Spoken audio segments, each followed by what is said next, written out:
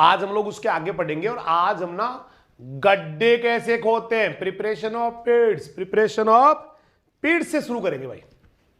Preparation of पिट्स, गड्ढे कैसे खोदते हैं। ला भाई टॉपिक शुरू हो गया, गड्ढे कैसे खोदते हैं, गड्ढे कैसे तैयार करते हैं। हो गया भाई। एक तो ना गड्ढे 1 महीने पहले खोदते हैं, 1 महीने पहले गड्ढे। हाँ भाई, हम तो ना फावड़ा लेके आते हैं, जब पौधा लेके आते हैं, जो प्लांट लेके आते हैं ना, तो हाथों हाथ फावड़ा मंगवाते हैं, फिर उसके बाद ना खोद के वहां पर लगा देते हैं। गड्ढे 1 महीने पहले खोदते हैं। हाँ जी हाँ जी, हमारे तो भैया हाथों हाथ ही खोदा है। इधर पौधा पड़ा होता है, इधर ना फावड़ा पड़ा होता है। गलत है। गड्ढे जो फल वृक्ष में खोदे जाते हैं वो 1 महीने पहले खोदे जाते हैं। वैसे तो 1 से 1.5 महीना है, लेकिन मिनिमम टाइम 1 महीना तो होना ही चाहिए। गड्ढे 1 महीने पहले, हाँ हाँ गड्ढे 1 महीने पहले। हमारे तो इधर पौधा पड़ा होता है, इधर फावड़े में आदमी लगा होता है, तो हाथ ही खोद के लगा देते हैं, इसीलिए कम लग रहे हैं। बरसात में लगाना है तो गड्ढे मई जून में खुद जाएंगे। जून जुलाई अगस्त में या जून जुलाई में लगाना है तो गड्ढे मई जून में खुद जाएंगे। और अगर आपको बसंत में लगाना है, स्प्रिंग में लगाना है, तो गड्ढे जनवरी में खुद जाएंगे। गड्ढे तो जनवरी में खुद जाएंगे। तो गड्ढे कब खोदने चाहिए, बोला भाई एक बुआई के ना महीने भर पहले तो खोद ही लेने चाहिए, 1 महीने पहले। पक्की बात है। हाँ जी पक्की बात है, बता तो रहे आपको। 1 महीने पहले गड्ढे, हाँ 1 महीने पहले। अगर आपको बरसात में लगाना तो मई जून में खोद लीजिए। अगर आपको जनवरी में मतलब बसंत में लगाना है तो जनवरी में खोद लीजिए। तो कुछ टाइम भी यहां पर बता दिया गया। अब लेते हैं गड्ढे कितनी साइज के खोदे। अच्छा, गड्ढों की भी साइज होती है। हाँ गड्ढों की साइज होती है, मतलब ऐसे नहीं खोद ले भाई, कुछ भी खोद ले। अबे ऐसे कैसे खोद लोगे भाई, गड्ढों की साइज होती है। गड्ढों की, हाँ गड्ढों की साइज। बड़े आकार के वृक्ष है, बड़े आकार के वृक्ष है, आम है, कटहल है, आंवला है, तो 1 मीटर तो लंबा हुआ है पूरा। 1 मीटर लंबे, 1 मीटर ही चौड़े, 1 मीटर ही गहरे गड्ढे खोदते। इतने चौड़े गड्ढे, हाँ इतने चौड़े गड्ढे। इतने में तो 2 आदमी बैठ जाए भैया। एक ही पौधा लगाना है, एक ही पौधा लगाना है। क्वेश्चन आ चुका है। बड़े आकार के जो वृक्ष होते हैं, आम है, कटहल है, आंवला है, इनके लिए गड्ढों की साइज रखी जाती है 1 मीटर लंबा, 1 मीटर चौड़ा, 1 मीटर गहरा, यानी कि 1 × 1 × 1 मीटर क्यूब। या तो देखो ऐसे लगाते हैं 1 मीटर 1 मीटर 1 मीटर, या फिर 1 × 1 × 1 × मीटर क्यूब, ऐसे लगा देते हैं। बड़े वृक्ष, या हाँ बड़े वृक्ष 1 × 1 × 1। अगर मीडियम साइज के हो, मे बी योर लेमन, नींबू, अमरूद, अनार, तो मीडियम साइज के जो फल वृक्ष होते हैं, जो बहुत बड़े नहीं होते हैं, मतलब ज्यादा छोटे भी नहीं होते हैं, बीच वाले होते हैं, उनके गड्ढों का साइज होता है 75 centimetre by 75 centimetre by 75 centimetre. बोले तो 0.5 metre by 0.5 metre by 0.5 metre, 0.5 metre कह दो चाहे 75 सेंटीमीटर कह दो। भाई इतने बड़े बड़े गड्ढे, हमारे तो इतना खुदा है आम के लिए भी। ना ना ना 1 metre by 1 metre by 1 metre. छोटे छोटे पौधे जी, लाइक केला जी, पपीता जी, फालसा जी, इनके लिए गड्ढे खोदते हैं 50 centimetre by 50 centimetre by 50 centimetre. अब थोड़ा बहुत जो है ना, कहीं 60 मिल जाए, 50 मिल जाए तो नाराज मत होना, थोड़ा बहुत तो 1 2 4 5 7 सेंटीमीटर ऊपर नीचे हो जाते हैं। But these are the very important question. Size of the pads, अगर बड़े आकार के वृक्ष है, दैट मीन्स 1 × 1 × 1 मीटर का गड्ढा खोदा जाता है। पिट साइज है ये, और मीडियम साइज के नींबू, अमरूद, अनार है तो 75 centimetre by 75 centimetre by 75 centimetre, और छोटे आकार के केला, पपीता, फालसा 2 50 centimetre by 50 centimetre by 50 centimetre. गड्ढों की साइज, जी हां गड्ढों की साइज। अब लेते हैं पौधे लगाने की दूरी। आइर पौधे लगाने के दूरी रा, दूरी रा, दूरी रा। तो दूरियां भी भैया मीटर्स में दी हुई है यहां, डिस्टेंस मीटर। अगर आपको आम लगाना है, आम मेरे अंगने आम, तो वहां पर आपकी दूरी रहेगी आम के लिए 10 बाई 10 मीटर। 10 बाई 10 मीटर पे, हाँ इधर भी 10 मीटर बहुत होते हैं भाई, 10 मीटर बहुत होते हैं दोस्त, 10 मीटर खूब होते हैं बेटा। 10 मीटर का मतलब हो गया 30 फीट के करीब। आम में 30 फीट का गैप होता है, राइट है। आम्रपाली का बहुत ज्यादा इंपॉर्टेंट क्वेश्चन है, एग्जाम में खूब आता रहता है। छोटी होती है आम्रपाली, नानो सो आम नाम आम्रपाली, छोटा आम नाम आम्रपाली। तो उसमें दूरी होती है मात्र 10 से सीधा ही 2.5 पे आ जाता है, 2.5 पे आ जाता है। आंवले को पकड़ लो 8/8, 8/8। Is it clear? अनार बाबू या तो 5/5 मीटर पे लगते हैं या फिर 4.5/3 पे लगते हैं। देख ले दूरियां आ गई, देख ले दूरियां आ गई। नींबू 6/6 मीटर पे लगते हैं, नींबू लगता है 6/6, नींबू 6/6, राइट, मीडियम साइज वालों में आता है। उसके बाद केर 3/3, केर बोले तो केर 3/3। केपेरिस डिश, केपेरिस होता है ना, केपेरिस है ना, स्पीसीज। माल्टा 6/6, करोंदा 2/2, लेसवा 6/6, कटहल 8/8,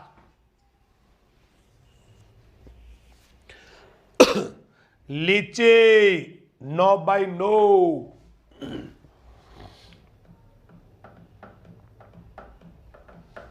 अमरूद 6/6,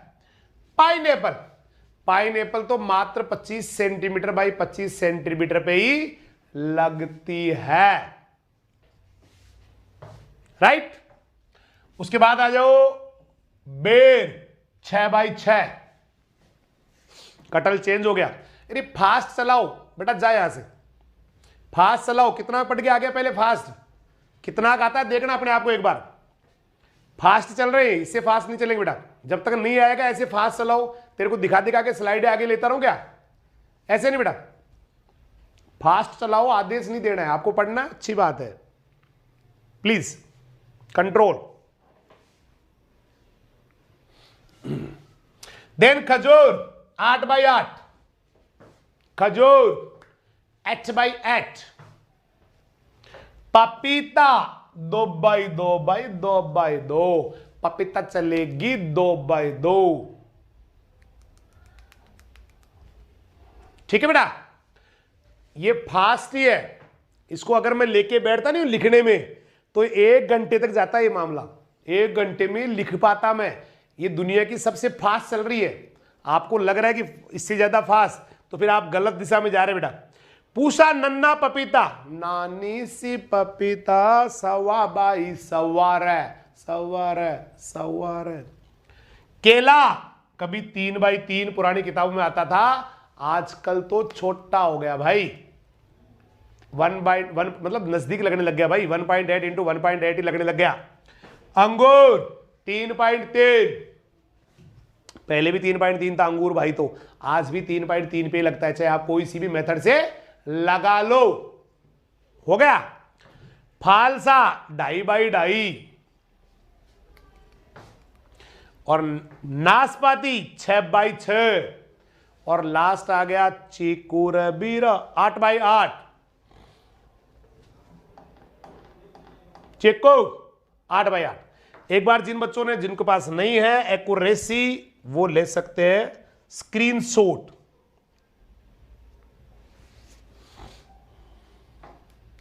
yes, this is time for screenshots.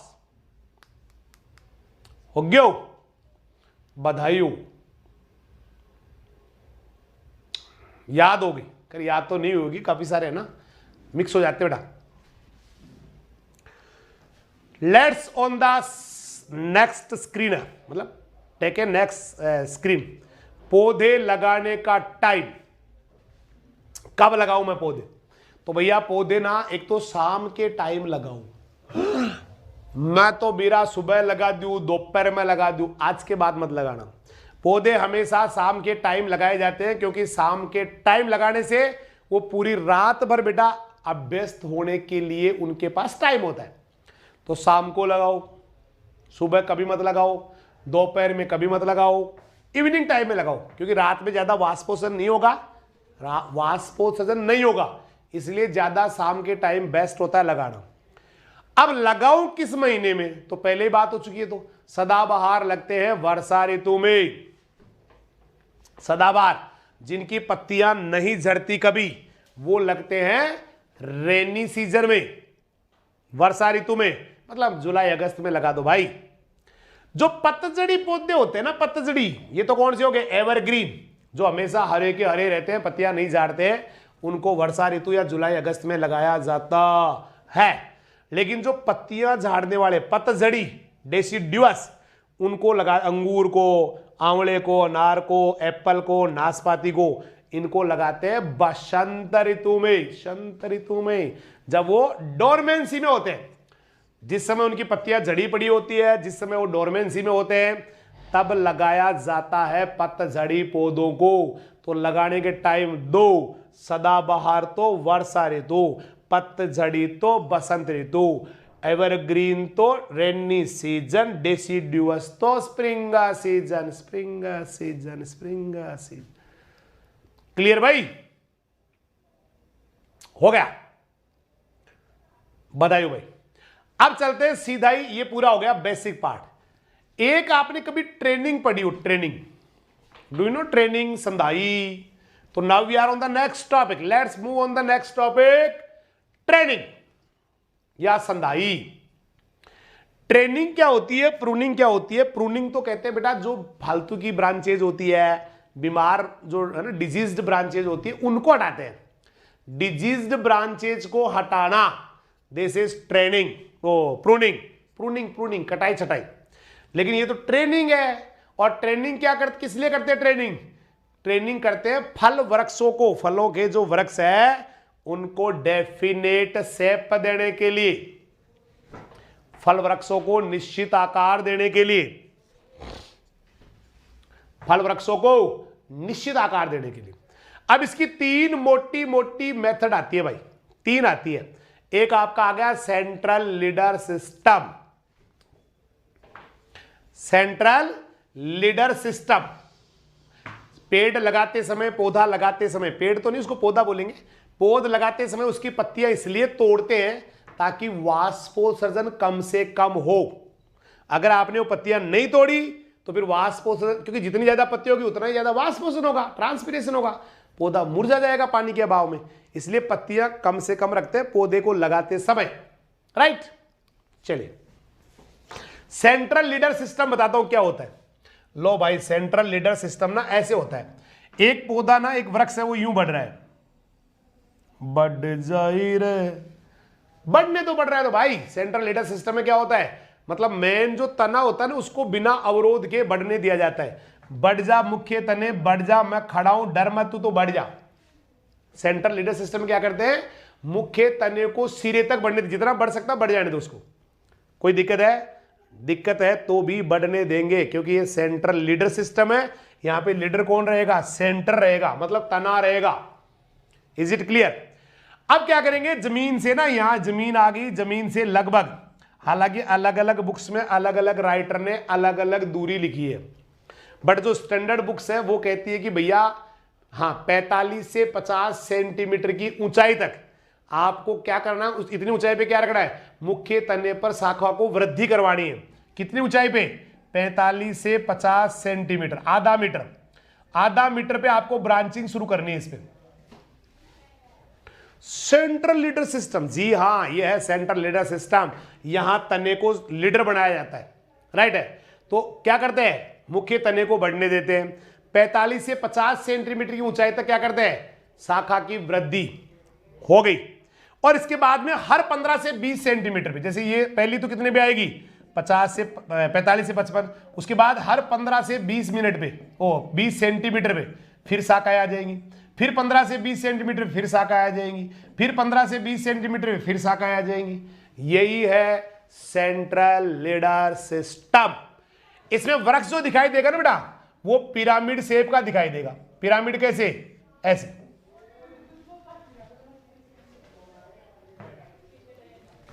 इतनी इजी है नहीं, इससे भी ज्यादा इजी है।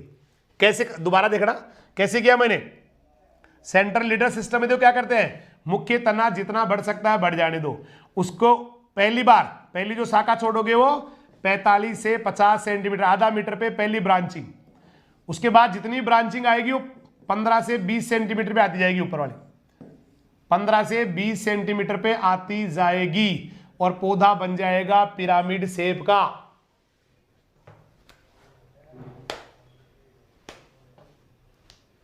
हो गया, मेरे को तो याद हो गया। आप जाके गूगल सर्च मारो सेंट्रल लीडर सिस्टम, देखो कैसा डायग्राम आ रहा है, क्योंकि मेरे वाले में सर्च हो नहीं रहा। हाँ भाई, तना तो पूरा ही बढ़ेगा, केवल शाखाओं को हटाएंगे। शाखा शुरुआत में आधा मीटर तक शाखा नहीं रखेंगे इसमें, उसके बाद आधा मीटर पे पहली शाखा आएगी, फिर 15-20 सेंटीमीटर 15-20 सेंटीमीटर खूब सारी शाखाएं छोड़ देंगे ऊपर, तो पौधा ऐसे हो जाएगा डेटेडे पिरामिड पिरामिड डेटेडे। पिरामिड तो देखे होंगे भाई, पिरामिड तो बनाए होंगे कभी इकोलॉजी में ऐसे, या किसी मंदिर पे गुंबद देखा होगा।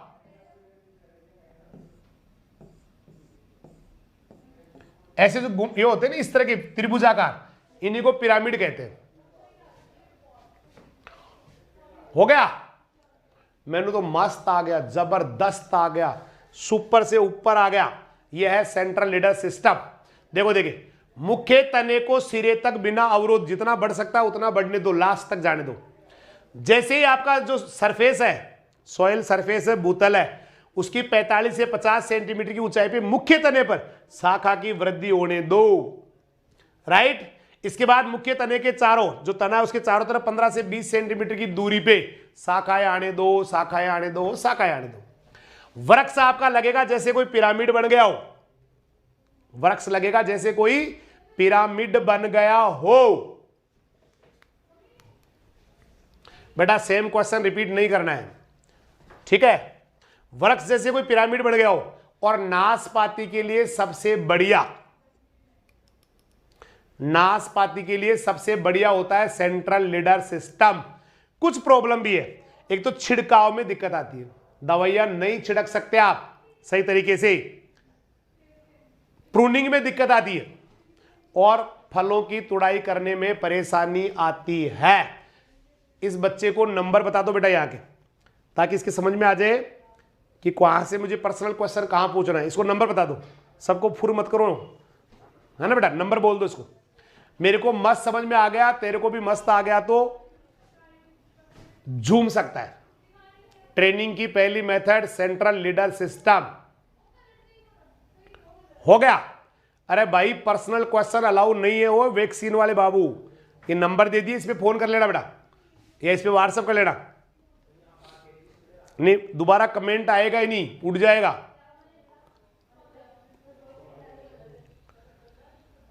अब आ गई अरे भाई अरे आवाज क्यों हो रही है?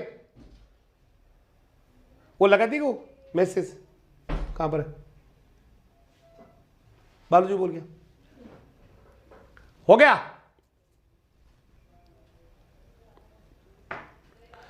अब लेते हैं ओपन सेंटर सिस्टम। कुछ बच्चे कह रहे जी मेरे को तो कॉलेज में बिल्कुल भी समझ में नहीं आया, आज समझ में आया, है ही नहीं कुछ समझने जैसा, बस पहली बार शाखाएं आधा मीटर पे, कुछ किताबों में 1 मीटर पे दिया हुआ है, लेकिन ध्यान रखना कुछ किताबों में ना 1 मीटर पे भी दिया हुआ है, उसके बाद 15-20 छोड़ते जाओ, बस वो ऐसे बढ़ जाएगा पिरामिड जैसा। हो गया। अब आ जाओ ओपन सेंटर सिस्टम। ये आ गया, पहले मैं समझा देता हूं। ओपन सेंटर सिस्टम या खुला केंद्र, यहां पर तने को ही उड़ा देंगे। तना जैसे आपका पेड़ आ गया, आपकी जमीन आ गई, ये जमीन आ गई, इससे ये आपका तना आ गया। अब की बार तना ज्यादा लंबा रखना ही नहीं है, तना ज्यादा लंबा रखना ही नहीं है, केवल तना लंबाई कितना रखेंगे, ऊपर से काट ही देंगे, कट 45 से वही 50 सेंटीमीटर पर तना कट जाता है। 45 से 50 सेंटीमीटर की ऊंचाई पर तना खचाक। पहले वाले में तना नहीं काटता रे बाबा, पहले वाले में तना नहीं काटा, इस बार तना खचाक, हो गया। Is it clear? उसके बाद हाँ 45 से 50 सेंटीमीटर ऊपर से काट देंगे, फिर 3 से 5 प्राइमरी शाखाएं छोड़ देंगे। 3 से 5 का मतलब जैसे यहां पर इस ऊंचाई पर, हाँ समझ में आई बात? मुख्य तने को 45 से 50 सेंटीमीटर ऊंचाई से काट दिया, 3 से 5 प्राइमरी शाखा मुख्य तने पे छोड़ेंगे, सिर्फ 3 से 5, जैसे 1 2 3 है ना, या 4 5 प्राइमरी। प्राइमरी समझते हो? प्राइमरी जानते हो क्या? नहीं जानते हो? अरे बेटा पर्सनल कमेंट अलाउ नहीं है, आपके समझ में नहीं आया कि पीडीए पर ये नहीं है बेटा, इसको नंबर बता दो इन बच्चों को। यहां केवल पढ़ाई करने के लिए बच्चे आते हैं, पीडीएफ से किसी का सिलेक्शन नहीं हुआ है। लगातार क्लास लेनी पड़ती है, तपस्या करनी पड़ती है, तब जाके बच्चा बेटा कहीं सिलेक्ट हो पाता है। पीडीएफ तो मोबाइल में आपके पास 150 से ऊपर पड़ी है, उनमें से कितनी पढ़ी एक बार चेक करना देंगे। इसलिए फोकस ऑन द स्टडी, ये पढ़ने से सिलेक्शन होगा। पीडीएफ से होता तो मेरे पास 2000 पढ़ी है, अब तक तो मैं भाई साहब आईएएस बन जाता। इसलिए फोकस ऑन द स्टडी। बाकी नंबर आपको बता दिए गए, वहां पर आप बात कर ले, ठीक है बेटा? ऐसे कमेंट ना करें, ये बच्चे क्या नए आते हैं, इनको पता नहीं होता सिस्टम क्या है यहाँ का, सीधे बोले बच्चे होते हैं। आगे अब देखो इसको समझो बेटा। हाँ हो गया। ये लगता है इनको भाई हमारा कुछ होता ही नहीं है। ले भाई जा बेटा, ये बोले हैं, बहुत सीधे बच्चे होते हैं, कहीं मेरे को दया आती है इनके ऊपर। अब कमेंट ही नहीं आएगा तेरा, कमेंट ही नहीं आएगा। पता है तेरे कमेंट नहीं आएगा, तेरे कितनी बुरी हुई तेरे साथ, कितनी बुरी हुई है तेरे साथ, पता है क्या? बहुत बुरी हुई है। इससे बुरी इंसान के साथ नहीं हो सकती बेटा। बहुत बुरी होती है किसी को कमेंट से हटा देना, उसका बहुत बड़ा अपमान होता है। लेकिन समझ में नहीं आई तेरी बात। तो प्राइमरी कितनी रखी बेटा? 3 से 5 मुख्य तने पर। उसके बाद में क्या करते हैं, इन प्राइमरी से ना कुछ, हाँ अगले कितनी रखी, कितनी होती है पता है? 3 से 5 प्राइमरी शाखाएं रख ली मुख्य तने पर। अगले साल क्या करेंगे, इनको भी काट देंगे। अगले साल ये शाखा है ना, इनको भी 15-20 सेंटीमीटर ऊपर से इनको भी काट देंगे। जैसे मान लो इतनी लंबी थी तो यहां से काट दिया, फिर यहां से काट दिया, ऐसे। समझ में आ गया?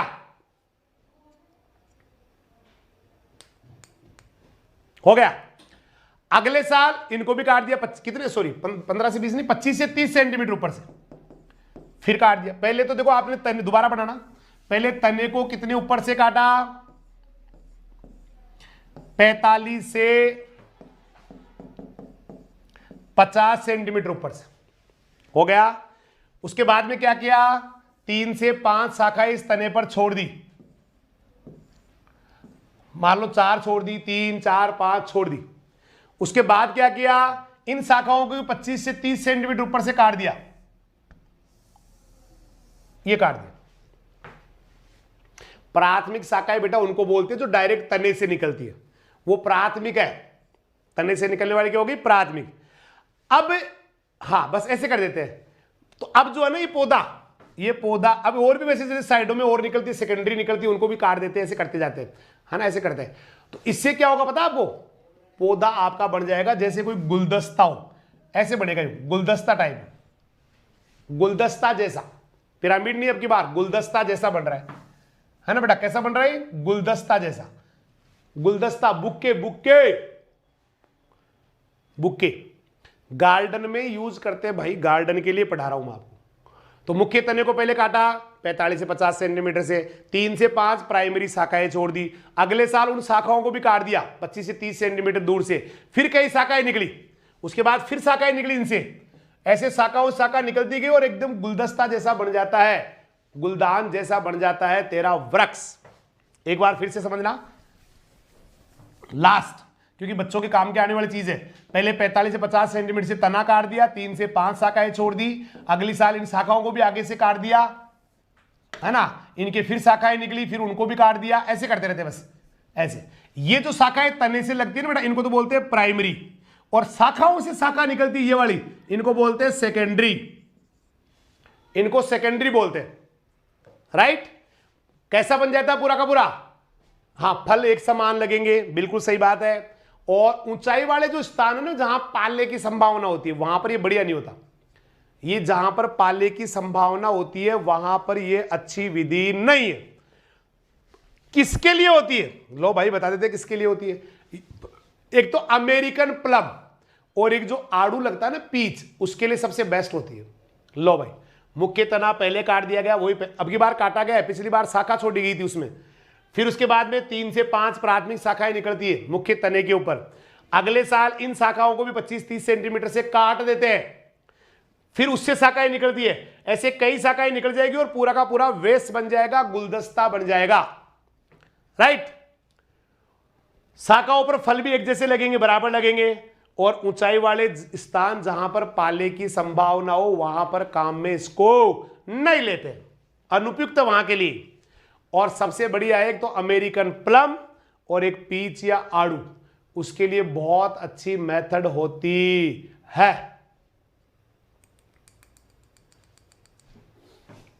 होगी क्या? क्लियर है भाई? अब लेते हैं method number 3, that is modified leader system. Modified leader system. Modified कछुना है भाई, इसको हिंदी में बोलते हैं रूपांतरित अग्र प्ररोह विधि। ये दोनों का मिला जुला रूप है। दोनों कौन सी? सेंट्रल लीडर सिस्टम, ओपन वाला और सेंट्रल लीडर सिस्टम। बोले तो ओपन सेंटर सिस्टम, और पहला था आपका, पहला कौन सा था? Central leader system, open centre system. इन दोनों का मिक्सअप होता है। हाँ हाँ, दोनों का मिक्सअप होता है, दोनों का मिक्सअप होता है। सबसे बढ़िया यही है, एग्जाम में आने वाला क्वेश्चन ये है कि सबसे बढ़िया विधि कौन सी है। तो सबसे बढ़िया जो ट्रेनिंग करने की विधि है वो बेटा मॉडिफाइड लीडर सिस्टम।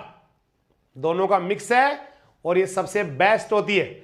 सबसे ज्यादा किसको किसमें यूज करते हैं? एप्पल। सबसे ज्यादा यूज करते हैं Apple, Apple Apple Apple Apple Apple. तो मेथड तो तीनों पूरे हो गिरा बापू, नई हेडिंग भी आ गिरा बापू, नई हेडिंग भी आ गई। अब पढ़ेंगे प्रूनिंग के बारे में।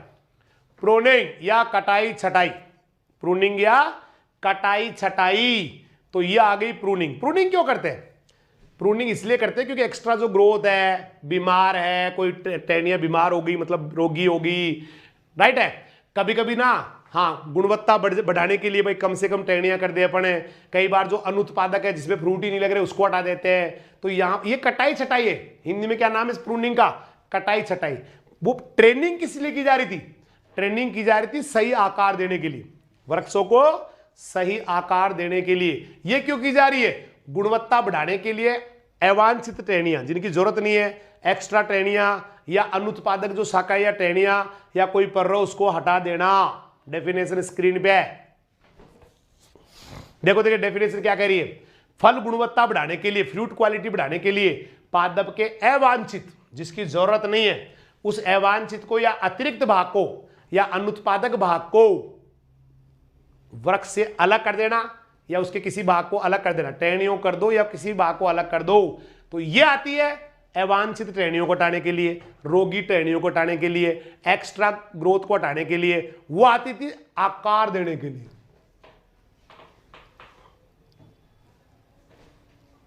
क्या बात, बेटी तो अंग्रेजी सीख गई भाई। Pruning is the judicious removal of plant part two have high quality yield. बहुत अच्छा, वेरी गुड। तो यहां पर मुख्य उद्देश्य क्या है? फल गुणवत्ता बढ़ाना। वहां पर मुख्य उद्देश्य क्या था? ये क्वेश्चन है दोनों के दोनों। यहां पर मुख्य उद्देश्य है एक्स्ट्रा ब्रांचेज को हटा के, एक्स्ट्रा ब्रांचेज को हटा के फलों की क्वालिटी को इंप्रूव करना। और वहां पर मुख्य उद्देश्य था सेब देना, वृक्ष को बढ़िया सेब देना। कभी वो बूके लग रहा था, कभी वो पिरामिड लग रहा था, ऐसे। तो मुझे लग रहा है शायद ये समझ में आ गई आपको।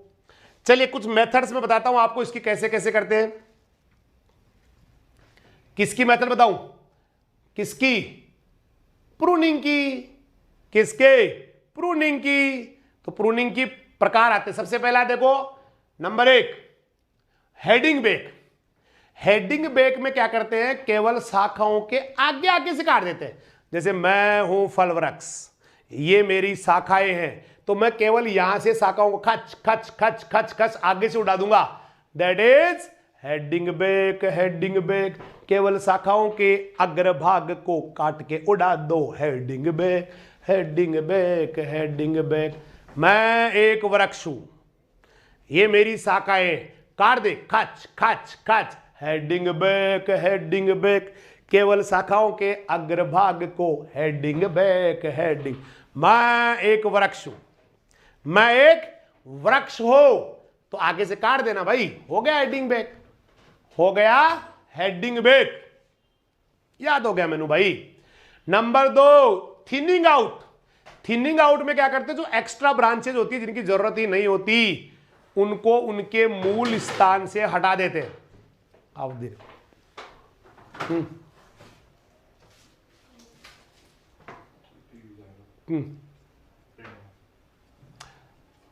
Heading, yes yes yes. Thinning out क्या हो गई, जो बेकार की शाखाएं उनको उनके तने से काटेंगे, खचाक खचाक, हो गया।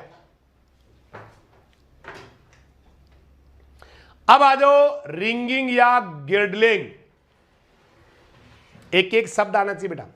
आगे से काटो शाखाएं कहलाती है हेडिंग बेक। अनावश्यक शाखाओं को तने से तोड़ के अलग कर दो, काट के अलग कर दो, तने के पास से ही, कहलाती है थिनिंग आउट, कहलाती है थिनिंग आउट। क्लियर। अब आ गई रिंगिंग या गर्डलिंग। आपने नाम सुना गर्डलिंग का, मैं बताता हूं क्या होती है रिंगिंग या गर्डलिंग। अगर आपने किसी शाखा को आपने पूरा नहीं काटा, केवल उसकी छाल को हटा दिया, यहां से एक रिंग के रूप में पूरी की पूरी छाल को हटा दिया, रिंग के रूप में पूरी की पूरी छाल, जैसे ये कोई टहनी है या तना है, तने पर भी कर सकते हैं, तो क्या करते हैं, इसके ऊपर इसकी छाल को ना हटा देते हैं, ऐसे ऐसे ऐसे हटाते हैं, ये छाल हट गई।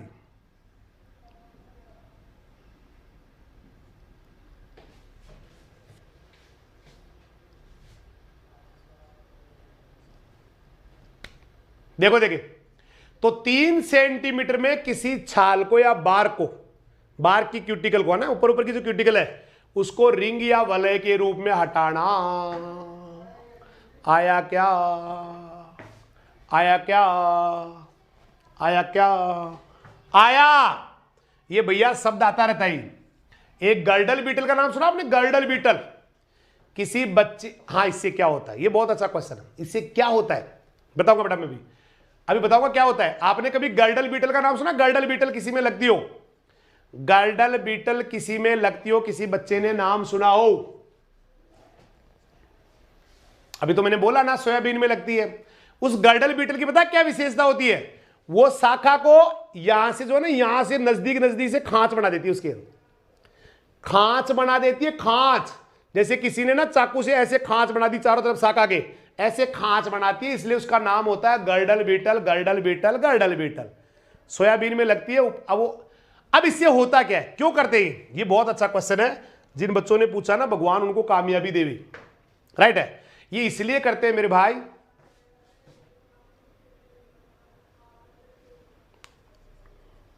इसलिए करते हैं मेरे भाई, क्योंकि ऊपर की छाल क्या है, फ्लोएम से भाई, phloem phloem phloem phloem phloem phloem. ऊपर की छाल क्या होती है, फ्लोएम। अगर आपने इसको हटा दिया ना फ्लोएम को, तो कार्बोहाइड्रेट नीचे जाने से रुक जाएगा फिर। अरे भैया, ऊपर फ्लोएम होता है, ये छाल क्या है, फ्लोएम, और बीच में क्या होता है, जाइलम। अगर आपने ऊपर से फ्लोएम को हटा दिया, छाल को हटा दिया, तो पत्तियों में जो कार्बोहाइड्रेट बनता है प्रकाश संश्लेषण के कारण, वो जड़ों की तरफ नहीं जाएगा, या शाखा से, शाखा के किया मान लो आपने अगर शाखा के किया है तो वो शाखा से तने में नहीं आएगा, और तने पे किया है तो तने से जड़ों में नहीं जाएगा, और कार्बोहाइड्रेट ऊपर ही रह जाएगा। और अगर कार्बोहाइड्रेट ऊपर रह गया तो फ्रूटिंग हो जाएगी। फ्रूटिंग है, कार्बोहाइड्रेट चाहिए फ्रूटिंग के लिए, कार्बोहाइड्रेट चाहिए फ्रूटिंग के लिए, इसलिए करते हैं। तो ये भी एक प्रकार की बेटा, अगर आपने छाल हटाई ना, तो ये भी प्रूनिंग से छाल हटाना, प्रूनिंग से छाल हटाना, प्रूनिंग से। समझ में आ गया होगा। तो कार्बोहाइड्रेट नीचे नहीं आए, उसका फ्लो रुक जाए, क्योंकि कार्बोहाइड्रेट रहेगा तो फ्रूटिंग होगी। हाँ, समझ में आ गया। पोषक तत्व ऊपर नहीं जाएंगे, ऊपर की शाखाएं सूख जाएगी, नीचे की। बेटा पोषक तत्व तो जाइलम से जाते हैं, और जाइलम को अगर आपने हिला दिया ना, छेड़ दिया, तो पौधा जल जाएगा फिर। इसलिए बिल्कुल सही नहीं लिखा आपने कि पोषक तत्व ऊपर नहीं जाएंगे। पोषक तत्व तो बीच में होता है, जाइलम उससे जाते हैं। पोषक तत्व तो बीच में लकड़ी आती है, इसको लकड़ी वुड कहते हैं, जाइलम उससे जाते हैं बेटा। तो पोषक तत्वों का तो मतलब ही नहीं इसमें, पोषक तत्वों का तो इसमें मतलब ही नहीं है। वो तो जाइलम से जाएंगे, वो तो जाइलम से जाएंगे। ये तो केवल कार्बोहाइड्रेट का फ्लो वापस नहीं हो, उसके लिए की जाती है। अब आ जाओ नोचिंग, नोचिंग नोचिंग नोचिंग नोच। ये हो गया, देखो 3 सेंटीमीटर लंबाई में छाल की क्यूटिकल को रिंग के रूप में निकाल देना कहलाता है रिंगिंग या गर्डलिंग। नोचिंग मन नोचिंग पढ़ा दो जी, पढ़ा दो जी, पढ़ा दो जी, पढ़ा दो। जाइलम के ऊपर वी आकार का खच्चा बनाना भाई।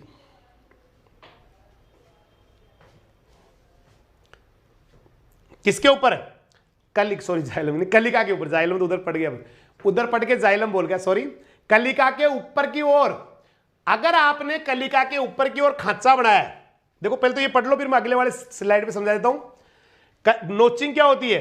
कलिका के ऊपर की ओर वी आकार का शेप में अगर आपने छाल हटा दी तो ये तो कहलाता है नोचिंग। और अगर उस कलिका के नीचे से हटा दी तो कहलाता है नेकिंग। चलिए मैं समझा देता हूं आपको। ये तना है, तना है, पढ़ाई के अलावा फालतू की बातें बिल्कुल मना है। ये इसकी कलिका है, ये क्या हो गई? बड, कलिका।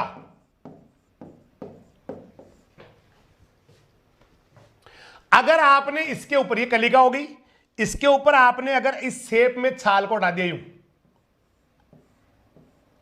वी आकार की शेप में ऊपर से, इस कलिका के ऊपर से आपने छाल को हटा दिया। अब ये मान लो छाल हट गई ऐसे, तो इसको तो बोलते हैं नोचिंग, NOTCHING।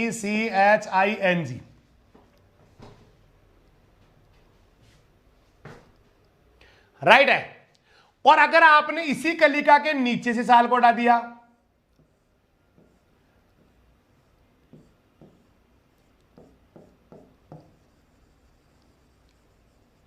इसके लिए वर्ड यूज करते हैं निकिंग।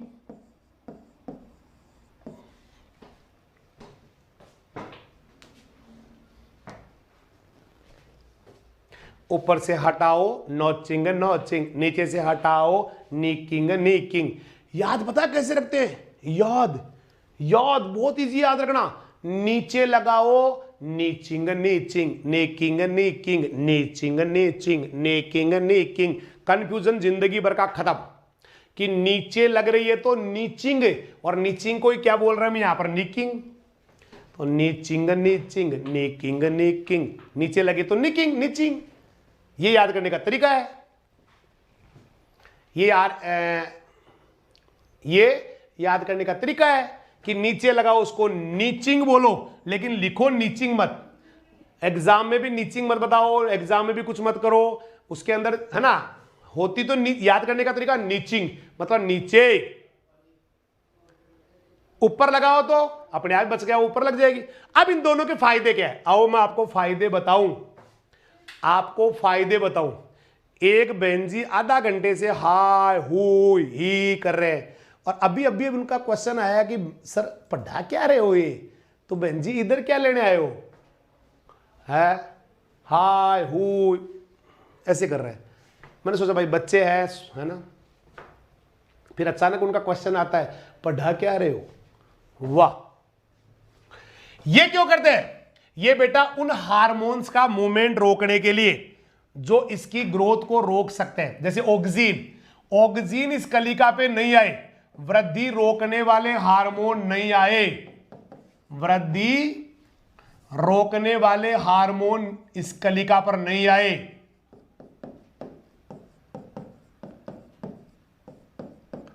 इसके लिए तो करते हैं नोचिंग, इसके लिए तो करते हैं बेटा नोचिंग। हो गया।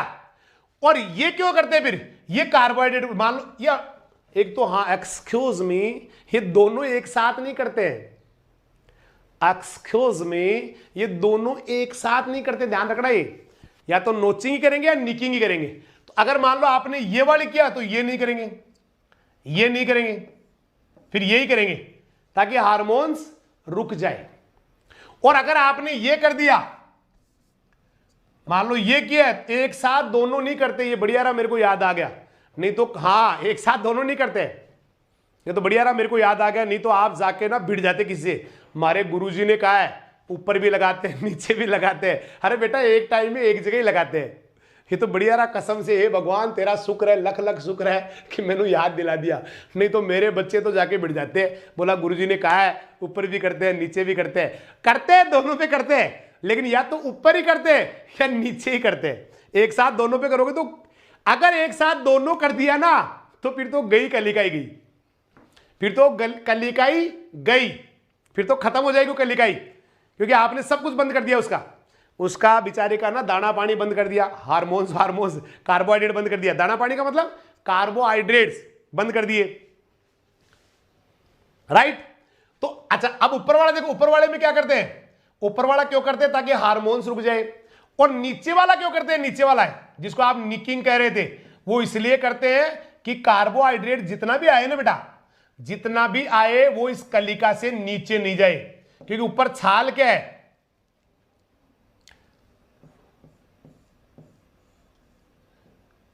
जितना भी कार्बोहाइड्रेट है उस कलिका पे रुक जाए, इसके नीचे जाएगा ही नहीं, क्योंकि आपने नीचे से फ्लोएम को काट दिया। तो कार्बोहाइड्रेट को नीचे जाने से रोकने के लिए केवल इस पे आना चाहिए कार्बोहाइड्रेट, कलिका के ऊपर ही कार्बोहाइड्रेट आए, इस कलिका के ऊपर ही कार्बोहाइड्रेट आए, इसके लिए तो करते हैं निकिंग, इसके लिए तो करते हैं निकिंग। और हार्मोन्स नहीं आए उसके लिए करते हैं नॉचिंग। कितनों को लगता है समझ में आ गया जी, मजेदार आ गया जी, मजेदार आ गया जी, दोनों के दोनों। एक बार फिर से देखो क्या लिखा हुआ है लास्ट में, देखो कलिका के ऊपर वी आकार का वेज शेप्ड में छाल हटाना, इससे हार्मोन प्रभाव, जो हार्मोन का प्रभाव ऊपर ही रह जाएगा, कलिका फूट जाएगी, अंकुरित हो जाएगी, राइट। नहीं दोनों का सेम कैसे हुआ भाई, दोनों का सेम कैसे हुआ, आप कलिका के ऊपर लगा के, ऊपर लगा रहे हो तो हार्मोन रोक रहे हो, और नीचे लगा रहे हो तो कार्बोहाइड्रेट को कलिका में ही रोक रहे हो, कलिका से नीचे नहीं जानी चाहिए, नीचे लगा रहे हो तो कार्बोहाइड्रेट को ऊपर रोका जा रहा है, कलिका के ऊपर ही, कलिका के ऊपर ही।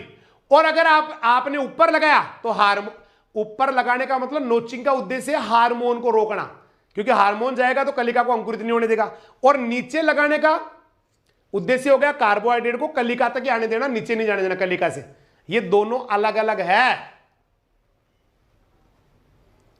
ठीक है, हो गई। चलिए बेटा थैंक यू। तो बस भैया ये टॉपिक भी पूरा ग्यारह बापू। अब आ गया प्रतिकूल मौसम, अलग ही टॉपिक चेंज। प्रतिकूल मौसम, एडवर्स क्लाइमेटिक कंडीशन और पौधों को बचाने के उपाय, पौधों को बचाने के उपाय। ले ले भाई स्क्रीनशॉट ले ले, ले ले स्क्रीनशॉट ले ले भाई, हो गया।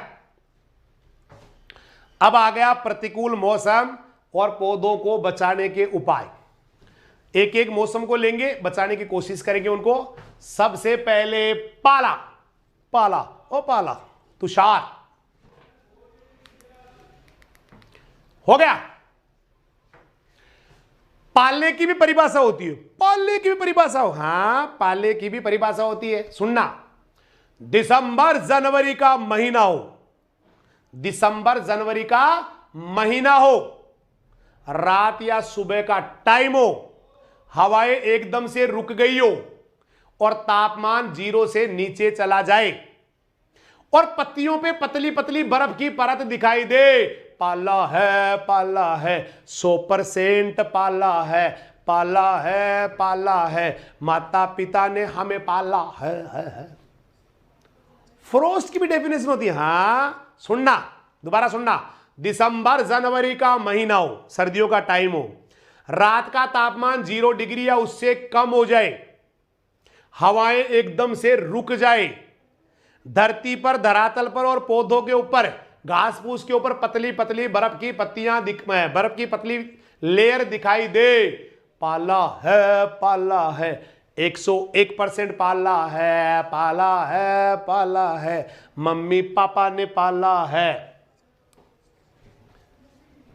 अरे हां डेफिनेशन हुआ करे, पालने की भी परिभाषा होती है। हां जी, दिसंबर जनवरी का महीना हो, दिसंबर जनवरी का महीना हो, रात का टाइम, सुबह का भी हो सकता है, बस रात को लगता है, रात का टाइम और तापमान 0 या 0 से कम हो, ठीक है भाई, हवाएं एकदम रुक गई हो, हवाएं एकदम रुक गई हो, शांति हो गई, कोई हवा नहीं चल रही, और भूमि के धरातल के आसपास घास फूस पे और पौधों की पत्तियों पर बर्फ की पतली पतली परत दिखाई दे, तो पाला है, पाला है, एकदम 100% पाला है। पालने की परिभाषा होती है। हां पालने की परिभाषा होती है। अब ये सबसे ज्यादा किसको नुकसान करता है? केला, पपीता, टमाटर, पाले से सबसे ज्यादा नुकसान, पाला सर्वाधिक नुकसान करता है, पपीता, केला और टमाटर, केला, पपीता, टमाटर, केला, पपीता, टमाटर, राइट। अब इससे नुकसान क्या होता है, आइए हम बताते हैं क्या नुकसान होता है। आपने कभी सोचा है कि, कभी सुना है ऐसे कि भैया सर्दियों में ना जहां बहुत ज्यादा ठंड पड़ती है, माइनस में टेम्परेचर जाता है, वहां पर ना पाइप फट जाते हैं, पाइप फट जाते हैं। हां फट जाते, क्यों? क्योंकि पानी जब बेटा बर्फ में जमता है, पानी जब बर्फ में जमता है तो उसकी वॉल्यूम बढ़ जाता है, उसका ना साइज बढ़ जाता है, यूं मान सकते हैं आप, आयतन बढ़ जाता है, वॉल्यूम।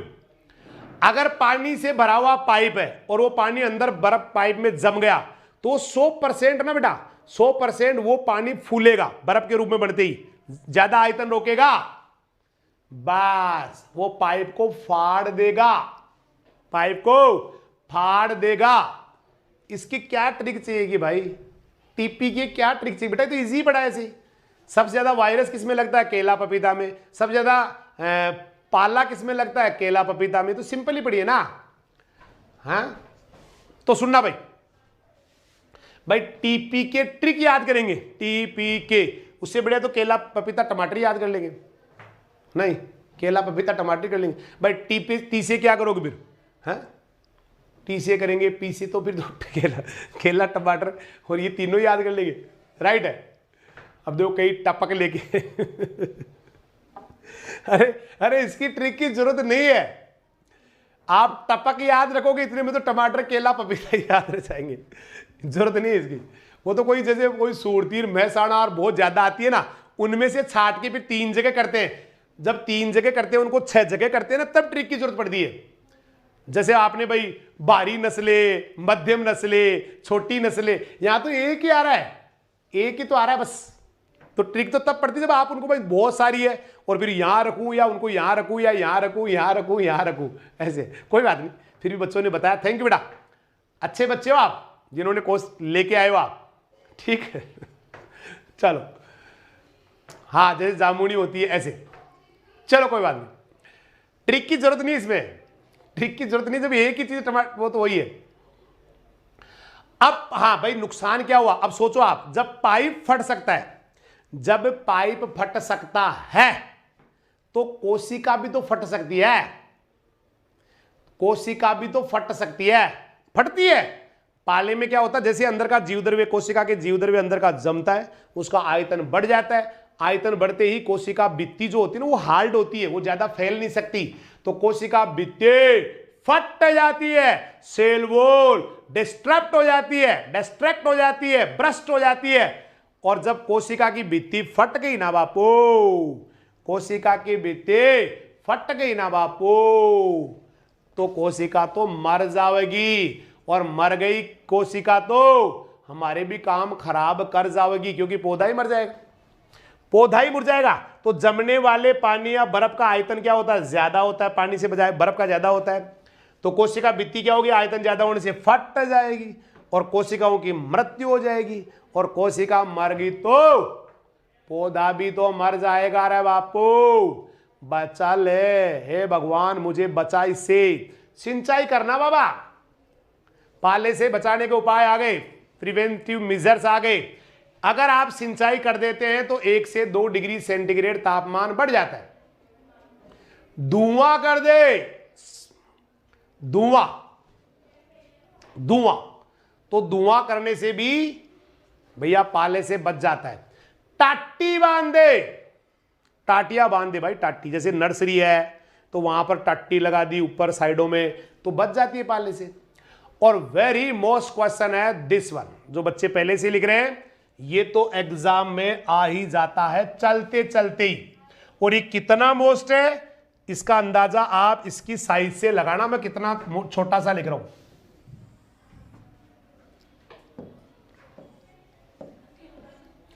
गंधक का अम्ल लेते हैं 0.1%, राइट है, गंधक का अम्ल लेते हैं 0.1%। कैसे बनाते हैं 0.1%? हाँ वेरी मोस्ट है। टाटियां क्या होती है, टाटियां बेटा मतलब घास फूस की ना, घास फूस की दीवारें सी बना देते हैं यूं, है ना, उनको टाटियां बोलते हैं, टाटियां हिंदी में टाटियां बोलते हैं, है ना, टाटियां। हाँ वेरी इंपॉर्टेंट है ये वाला, अक्सर हर एग्जाम में आ जाता है। कैसे बढ़ाओगे?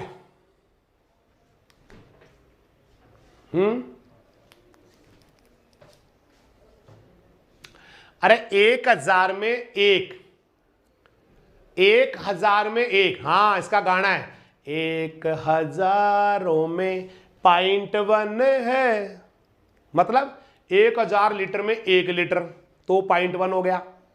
1000 लीटर में 1 लीटर 0.1 हो गया। 1000 ml में 1 ml, वो भी 0.1 हो गया। तो हमारा सॉन्ग चलता है ना यहाँ, हमारा एक पर्सनल सॉन्ग चलता है याद करने का इसको, कि बनाओगे कैसे।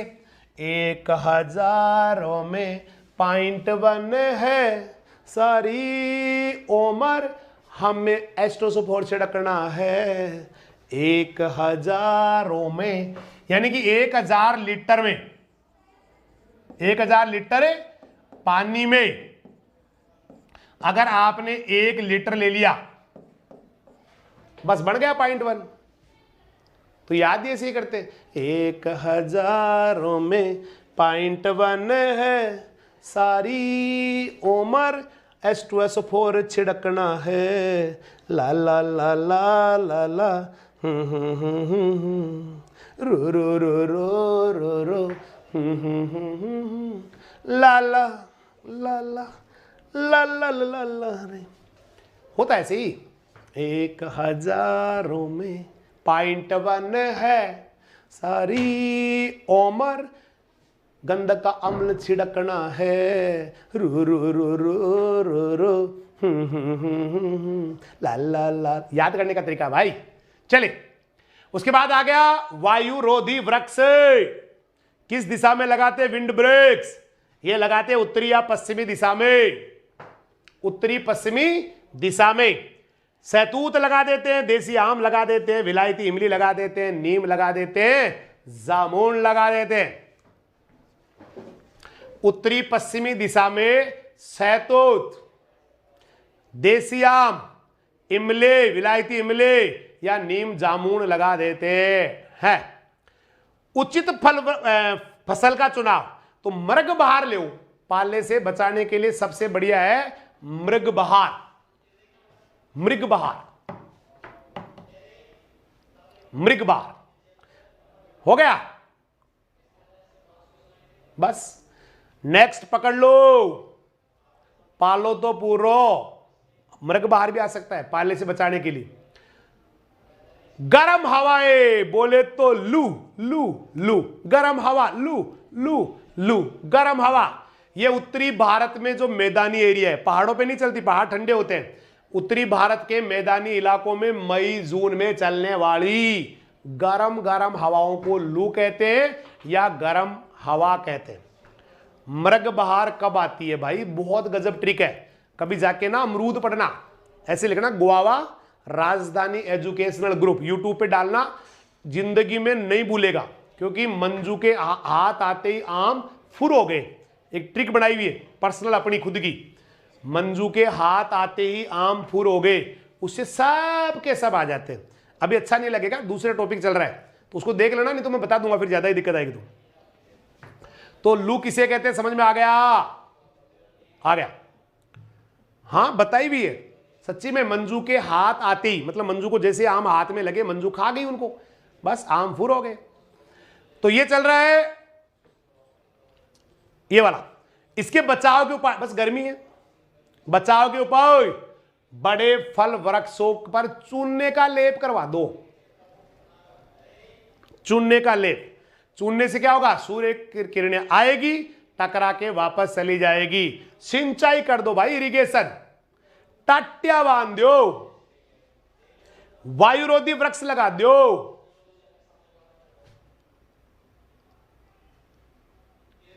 हो गया। फज्जा जुल्मा, फज्जा जुल्मा क्या जरूरत है भाई अरे फज्जा जुल्मा, फज्जा जुल्मा तो कोई शब्द ही नहीं होता। ऐसे करो ना, लो मैं बताई देता हूं, मुझे लग रहा है बताई देना चाहिए, नहीं तो नई नई ट्रिकें लेके आ रहे बच्चे, आ रहे उनको भी भूल जाएंगे। ये देखो, मंजू के हाथ आते ही आम फुर हो गए। मंजू के हाथ आते ही आम फुर हो गए। अब देखो, म का मतलब होता है मृग बहार, जू का मतलब होता है जून जुलाई, ये पुष्पन का समय होता है। ये जो मैं बता रहा हूं ना भाई, ये पुष्पन का टाइम बेटा, फ्लावरिंग का। पुष्पन कब होता है, तो जून जुलाई। ये देखो, ये मैं फॉर मृग, जू फॉर जून, याद हुआ। हाथ आते ही, हाथ का मतलब हस्त, तो यहां पर आ जाएगी हस्त बहार, है ना। आते ही, ए फॉर अक्टूबर नवंबर।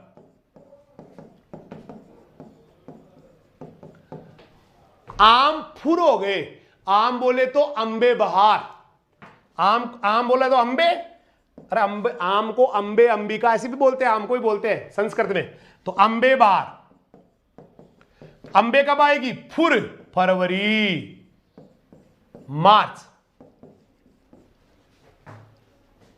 देखो देखो देखो देखो, जी मंजूबाई ना, मंजू के हाथ आते ही आम फुर हो गए। मंजू के हाथ आते ही आम फुर हो गए। अब आगे वाला जो है ना, पुष्पन का टाइम, पुष्पन का टाइम 5-5 महीने बाद में आता है, तो 5 महीने बाद जोड़ दो बस, फ्लावरिंग का टाइम, पुष्पन का समय, पुष्पन का समय 5 महीने जोड़ दो, तो देखो जुलाई, जून के बाद जुलाई, अगस्त, सितंबर, अक्टूबर, नवंबर, तो ये आ जाएगा नवंबर दिसंबर, 5 महीने बाद, राइट। फिर उसके बाद में इसमें जोड़ो अक्टूबर में, तो नवंबर, दिसंबर, जनवरी, फरवरी। आम में क्या होता है, फूल आने के 5 महीने बाद फल आते हैं, तो 5 महीने जोड़ दो, अक्टूबर, तो नवंबर, दिसंबर, जनवरी, फरवरी, मार्च, तो ये आ जाएंगे मार्च, अप्रैल। ओ पुष्पन नहीं, सॉरी, फलन, फलन, फलन आएगा बेटा, सॉरी, मार्च, अप्रैल। इसमें लास्ट वाले में 6 जोड़ दो, जो 6 जोड़ते लास्ट वाले में, तो मार्च, अप्रैल, मई, जून, जुलाई, अगस्त, इसमें आएंगे अगस्त में, अगस्त और सितंबर। ये लो, पूरी बहारें याद हो गई, पूरी बहारें याद हो गई।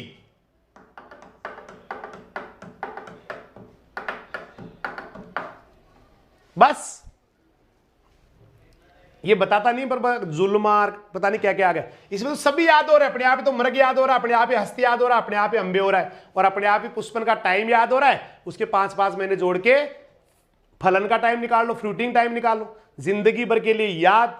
कैसे क्वेश्चन आ जाओ, घुमा के आओ, टेढ़ा आओ, मेढ़ा आओ, ऊपर आओ, नीचे आओ, कैसे भी आ जाओ, सारे गजब कर जाएंगे आप, सारे में गजब कर जाएंगे आप, अगर आपको ये ट्रिक याद हो गई तो।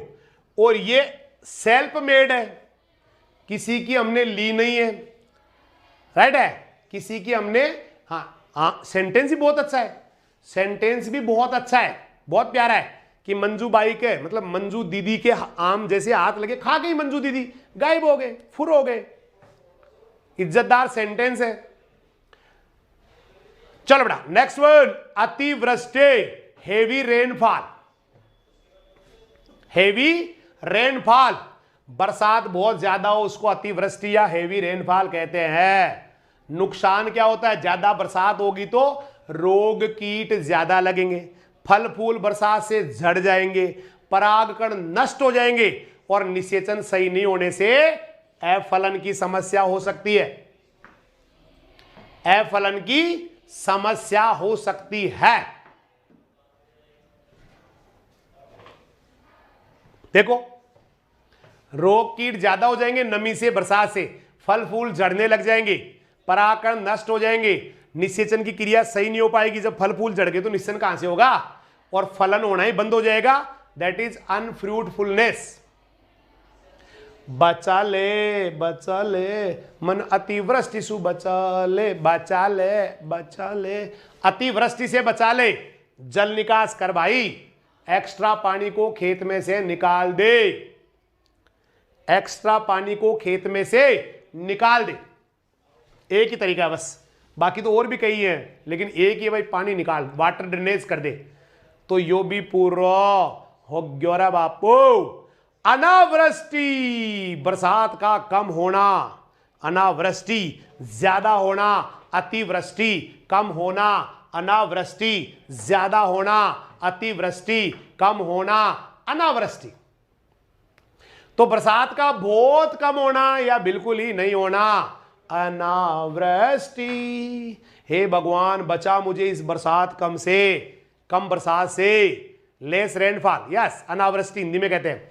तो बचाने का उपाय एक ही है, नियमित सिंचाई करो, मतलब एक ही लाइन में है, नियमित सिंचाई करो, कार्बनिक खाद्य डालो, गोबर की खाद FIM डालो, और जल संरक्षण के उपाय अपनाओ। तो भैया सारे एडवर्स क्लाइमेटिक कंडीशन तो पूरे हो गए रे बापू।